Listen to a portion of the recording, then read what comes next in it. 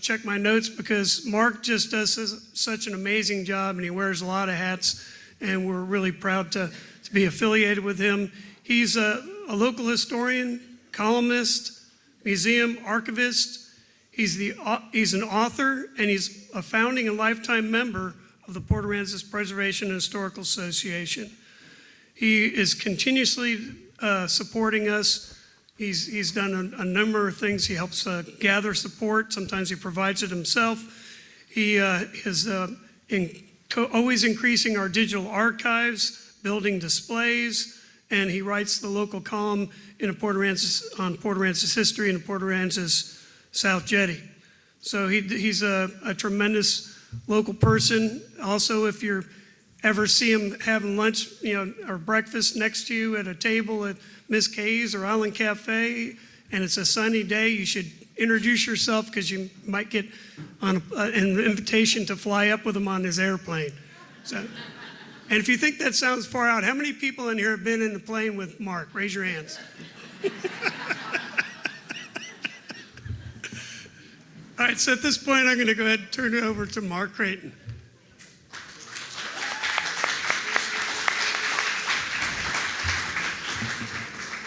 Okay, whoa. After that, I can't wait to hear what I'm going to say. How many strong women do we have in here? Raise your hand. Look at that. And I don't doubt that you are, but you're married to one. I'm married to one. You're right.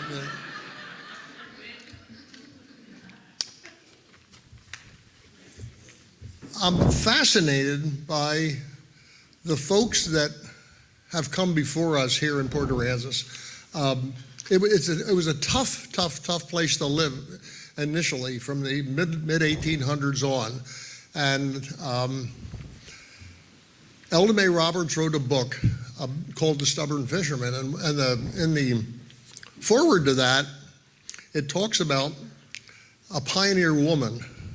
And it was like, when you came here, it was like coming in a covered wagon, because once you got here, there was not much there. You had to just depend on yourself. So let's get started and look at some of who I think are interesting women of Port Aransas.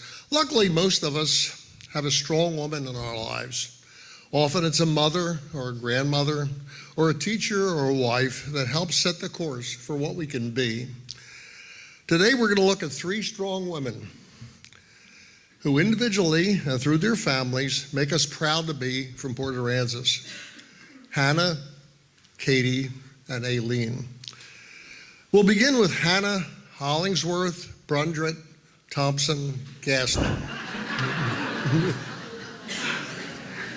Hannah was born in Manchester, England in 1817. Her family emigrated to Canada in 1828, along with a Scots-English orphan, George Brundrett. The sea journey lasted 62 days. She married George Brundrett in 1835. The family moved south to Michigan, and George became a ship's captain on the Great Lakes. In 1845, in search of free land to homestead, they traveled by wagon train to Corpus Christi with their 5 children. The family moved to St. Joseph's Island in 1846, where another son, Thomas, was born. George became one of the first commissioners of the newly formed Nueces County in 1847. In 1848, George was knocked overboard and drowned. And there's a story behind that, and we're not going to go into it, but it's interesting that was the beginning, even though she was a strong woman, the rest of the story. In 1853, Hannah married Islander T.S. Thompson and had a daughter, Emma. T.S. died of pneumonia shortly after Emma's birth. Hannah then married Elias Gaston and had 2 more daughters. She was widowed by Elias by 1860, but life went on. Besides raising cattle and growing all the food that the family ate, she was a nurse and midwife for the small community of Aransas on St. Joseph's Island. During the Civil War, or the War of Northern Aggression, depending on your loyalties, Union ships lay off Aransas Pass to keep Southerners from exporting cotton to finance the war. Those ships shelled both Mustang and St. Joseph's Islands and burned almost all the homes. All the islanders left except Hannah and her children. Union officers commandeered her home for their headquarters. Upon hearing Union plans, Hannah took a horse one night and rode 15 miles north of St. Joseph's Island to Cedar Bayou, which divided St. Joseph's and Matagorda Islands. She waded neck deep across the bayou in her heavy long dress and petticoats to warn the Hawes family who ranched the island and those at the Confederate camp and that the Yankees were coming. She waded back, mounted her horse, and rode the 15 miles back and arrived in time to change clothes and make breakfast for her daughters. Hannah had 9 children and 92 grandchildren. St. Joseph's Island was sold in 1878, and all the residents moved away. The Brundrett family went in many directions, including Rockport, Matagorda Island, Normanna, and Tarpon, Texas. Hannah died in 1910 at 93 years old and is buried in Normanna. She has 14 descendants living in Port Aransas, 5 great-grandchildren, 5 great-great-grandchildren, and 4 great-great-great-grandchildren. Mary Jo, I know you're here. Mary Jo's a Brundrett, part of those 14, and we're just so, and by the way, this building is on Brundrett Street. We're so proud to have the Brundretts and be able to talk about them a little bit. And then Katie Merkovich, Katie Bouillon Merkovich.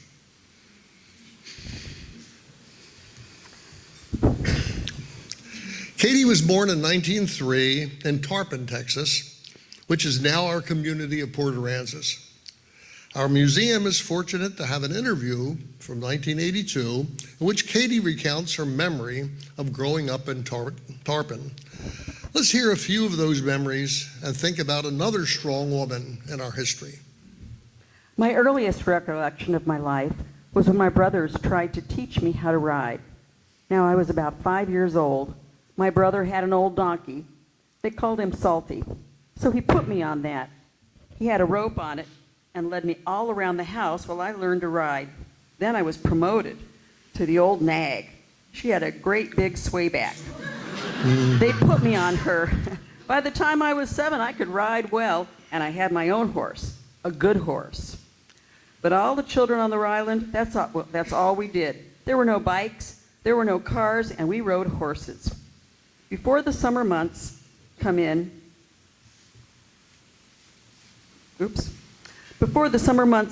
people owned sheep on the island, and they had this old, well, we called it the wool shed. And all the mothers on the island, they cooked the food to take to the men. My father owned no sheep, but he did help to shear the sheep. The first thing you did when you went to school was you got a bag of aspidity. Aspidity around your neck. For you young whippersnappers that don't remember aspidity, it was a mix of herbs that had a strong, noxious smell. That was the first thing. That was to ward all the diseases off. Then, when the spring came, you got molasses and sulfur. My mother would mix it up, and every morning you got a teaspoon of molasses and sulfur. Then if you had trouble I told my granddaughter that I don't know what to call this, but a lot of people called it privies, but we didn't. We had to call it closets. But if we didn't go there, we had to take the castor oil. When you get a bad cold and it was cold in your chest, then they made a flaxseed poultice. They cut the flaxseed down, and my mother would tear it up and put them in nice sterilized box for things. You got that on the break, and they'd break it up, and that would break the cold up. Then if you stepped on a nail, boys were always stepping on nails, we all went barefooted. We had shoes, but that was only for Sunday. We had school shoes. If you stepped on a nail, you got your foot put down in coal oil, soaked in coal oil, and then they took an old octagon soap. It was yellow and square like this. You would take part of that soap and a little sugar, and they'd mix it, but you never had no trouble with it. That was some of the remedies that we used. For entertainment, the boys, that is the older boys, they would hunt and fish and play marbles. And I was an expert at it. I didn't take much to playing with the girls. I'd like to play with the boys. I was raised with 4 brothers. I was tough, and oh God, could I fight. It'd make no difference how big they were. I would attempt it. Mama would get awful mad at me for that. I used to help Mama. I don't know. I couldn't have been very old, and my brother Charlie was a baby.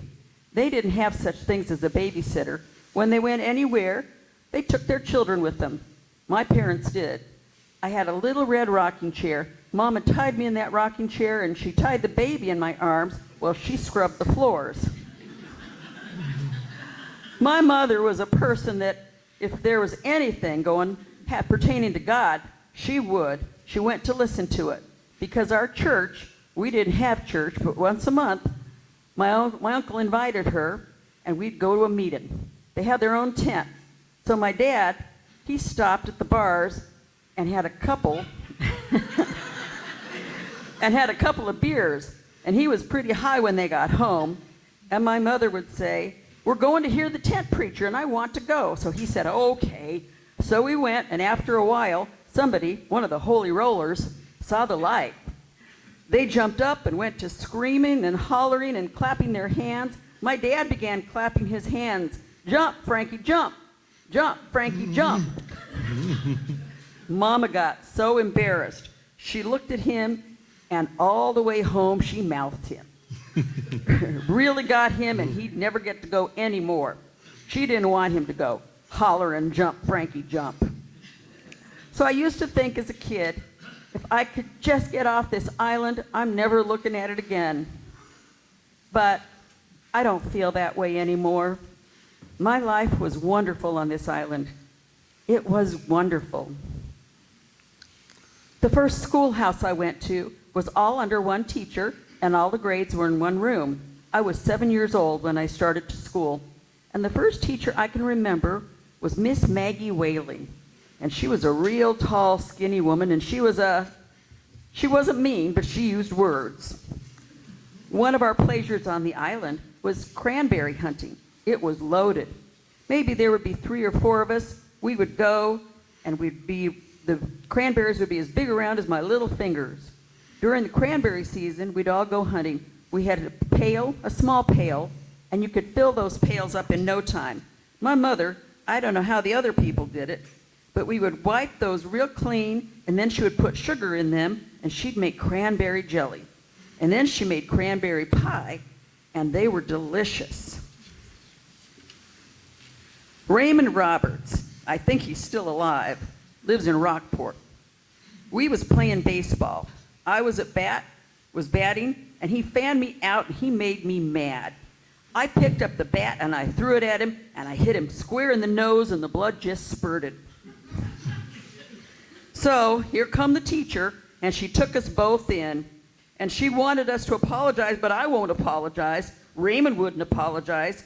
So she got her lamp, lit the lamp, and it was getting dark, and we had chores to do. Then I looked out, and I seen my daddy coming, and I knew I was in trouble. So I jumped up, and I said, "Oh, I apologize. I'm sorry. I'm sorry." I wanted to get out of there before Papa came in. Oh boy, he'd get really mad because I had work to do at home. So did Raymond. And right behind him came Captain George. Raymond then jumped up and said, "I apologize, I apologize." And we both got to go. Oh boy, what a life. It was a lot of fun. Though not in the interview, Katie moved with her family to Galveston after the 1919 storm. She gradually gave up her tomboy ways and was the girlfriend of boxer Jack Dempsey for a time.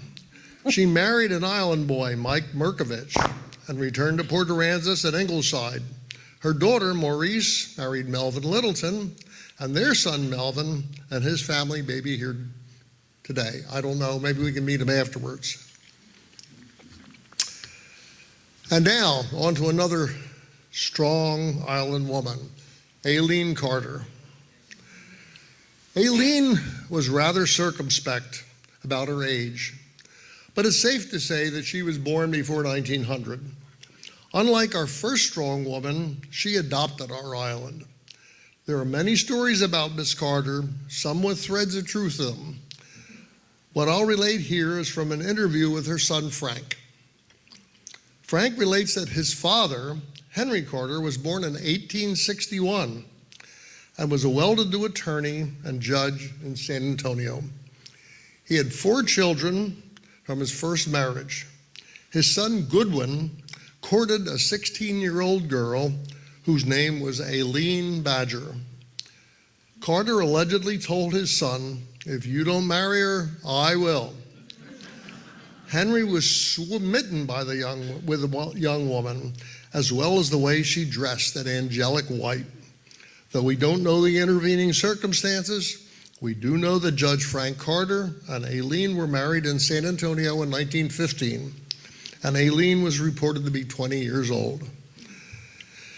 Aline became the mother of 3 boys and in charge of a 27-room mansion in which they lived. Besides her busy social engagements and her children, she devoted great amounts of time to the Episcopal Church and her prison ministry. She became known in San Antonio for carrying fruit baskets and books and distributing them to inmates. Henry was ready to indulge her passions, one of which was astronomy. He had a very large observatory added to the mansion, which rivaled some in academic institutions. Her son Frank observed that Aline was one of the most religious people you would ever meet. She customarily wore long, flowing white organdy gowns, a white wide-brimmed hat, white bow, and white socks and shoes, which together gave her the appearance of an angel. Perhaps because of this, or his infatuation with Aline, Henry had a chapel built for her by converting the beautiful, elegant library in his mansion to a chapel. Aline was an accomplished pianist and writer. Later on in life, she was designated the Poet Laureate of Texas. Many well-to-do San Antonians had the resources to weather the Great Depression years of the 30s and even spend the summer at the coast. The Carters bought land on what is now Avenue B here in Port Aransas. The family bought an additional acre on which to build a chapel for Aline. The family gathered flagstone from the hill country and transported it to a shrimp boat in Aransas Pass to get it to the island. The flagstone formed the chapel floor. Though initially for retreat and meditation for Aline, an additional purpose evolved. Noticing that there was no organized Protestant church on the island, Aline began to invite island children to hear Bible adventures. Not unaware that local urchins might not be enthusiastic about listening to Bible stories, she began a program that became enshrined in the memories of all island children who grew up in the 30s and 40s. Prior to her arriving to the island, she would alert friends that she would arrive, and that her chauffeur would drive around the unpaved streets in her limousine, picking up all those children who might want to hear Bible stories. Known to all the island kids was the additional benefit, besides getting a limousine ride, that the chauffeur would be churning homemade ice cream at the Carter house, and that would be available after chapel time. The Carter family spent less and less time at their property in Port Aransas after World War II. The chapel fell into disrepair with vandals hanging out there. Aline's grandson, Vinton James, suggested that he could keep his snake collection in the chapel because it might reduce vandalism. Vinton placed an 11-foot python named Marathon, a couple of copperheads, and a couple of rattlesnakes in the chapel.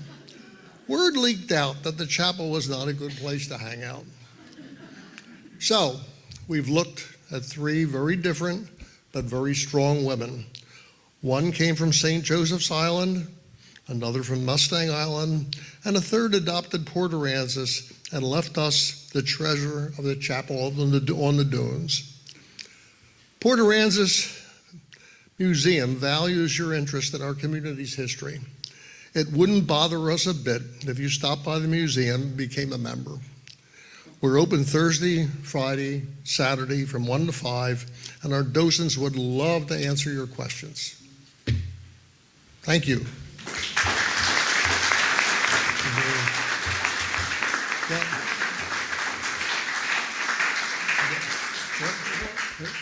If you have any questions for Mark, he has a little bit of trouble with hearing. Yeah.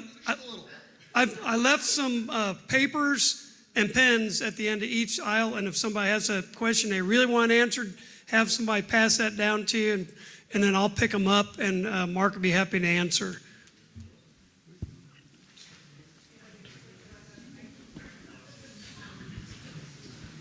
Without writing them down, if I can hear it without a lot of background noise, anybody have any direct questions? What happened to the cranberries? You don't know, because that's the only instance when I have, but let me preface all this. Some of you might remember Dr. Guthrie Ford. And Guthrie taught a lot of people how to research and was so fascinated with the history of our island. But one of the things that he realized after he retired was something that he called barstool history.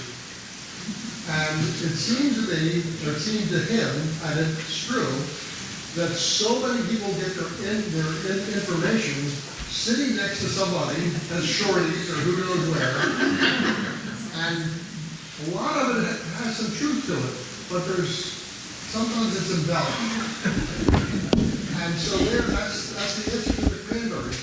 We can guess, but we have to say, unless we can triangulate and have three sources, whether they're written or interviewed or something like that, we try to say it's reported that or whatever, not that it's a fact. But we don't know about anything more about cranberry. Okay. Rob? I'm just going to ask, you showed a picture of all the kids in front of school. Where was that school? That was our school in 1909. That was Miss Whaley, the teacher, and that was the entire, all the kids in Port Aransas at the time. Is it at the same location though? And she went, but we don't know which person it was, and we don't know who that, whether that was Katie in that picture. No, where was the building? Where? Ansel was the farthest one on the bottom row this way. Ansel Brundrett, my father was the boy that was on the bottom row farthest this way. Mary Jo's father is Ansel Brundrett. He was the boy on the bottom on the right-hand side. Isn't it? That the coolest thing? Where was the building? Where was the building? The building, I've been with the three sources that we have, and we think the building is on the west side of Allister, about where, let's see, where the restaurant is on the corner, and Discount Auto on that street. I don't remember the name of the street, but we think it was on that street. Yeah, Oaks. How many photos and postcards have you scanned in the database? Well over 20,000. And it's fascinating to some people because if you're a Brundrett, you think you have all the photos of your family if it's a local family. But but because it was a small community and everyone went to every birthday party, you have pictures from other families and they'll have individual people in them. So we have so many photos that so many people from a given family have never seen, which is really neat to see them going through the albums for the families, which is all digital. You can just go in the museum and say, I want to look at the Mercers, and there's over 1,000 pictures in the Mercer album.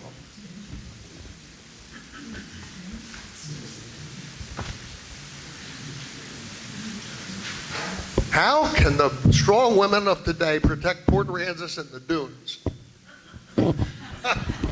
I'm not going to get into that.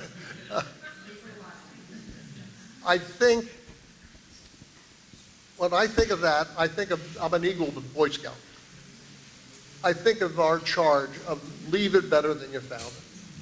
And each one of us can do what we can do. Some of us are better at speaking, some are better at writing, some are better at pulling weeds.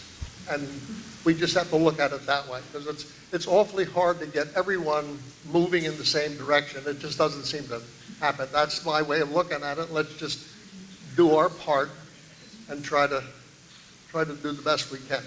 Mark, I believe all of the docents at the museum are women. All the docents at the museum are women. so that, and one of my frustrations some time ago, maybe it was because we had some men docents, was things really got embellished, and there were these wonderful stories, but they weren't true. Part of them might be true, but not everything, and that is a hard thing to counteract, because you don't want to leave with that kind of. Oh, there's another Brundrett. Hey, Johnny and Sally. There we go. More Brundretts. Any other questions we have? I don't want to hold everybody. If you have any questions, come on up front, and I'll see what I can do, and I won't make anything up. Thanks for being here. Let's give a big hand for Mark.